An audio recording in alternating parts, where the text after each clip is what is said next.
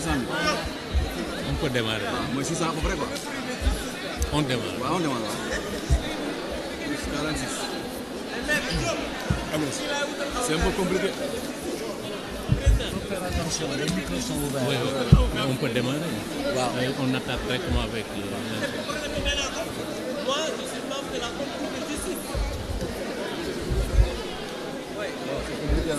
Honorable membre de la communauté de justice. Mais je suis politique. Si bien fait, si bien fait. Voilà, merci beaucoup. Mesdames, Messieurs les journalistes, nous allons démarrer.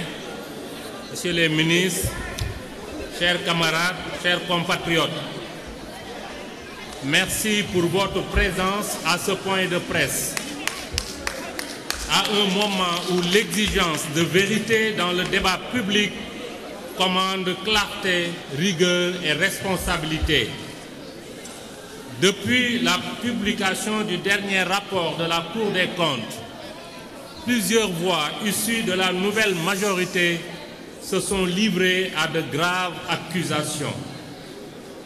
Dissimulation volontaire de dette, sous-estimation du déficit budgétaire, manipulation des chiffres macroéconomiques. Ces allégations, souvent formulées avec légèreté, nécessitent une mise au point factuelle et responsable. Lors de notre conférence de presse du 13 février dernier, nous avions déjà démontré que ce rapport n'avait aucune consistance sérieuse.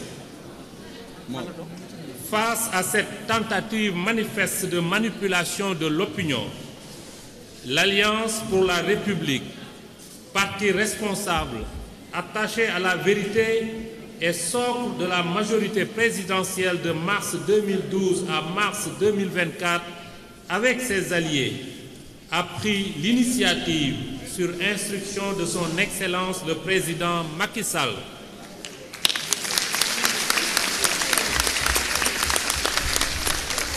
de mettre en place un groupe technique de travail chargé d'examiner en profondeur les observations contenues dans ce rapport.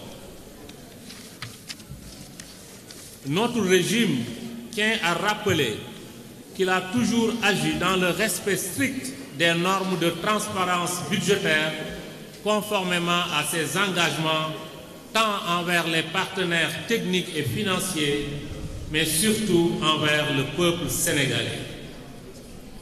La Cour des comptes, institution indépendante que nous respectons profondément, a pour mission principale de contrôler la gestion des finances publiques et d'assurer la transparence de l'utilisation des fonds publics. Toutefois, l'existence de ces observations ne saurait interpréter comme une preuve d'acte frauduleux ou de dissimulation. C'est donc dans un esprit de responsabilité, de transparence et de continuité républicaine que nous nous adressons à vous aujourd'hui. Par la voix de M. Pape Malick Ndour, ancien ministre,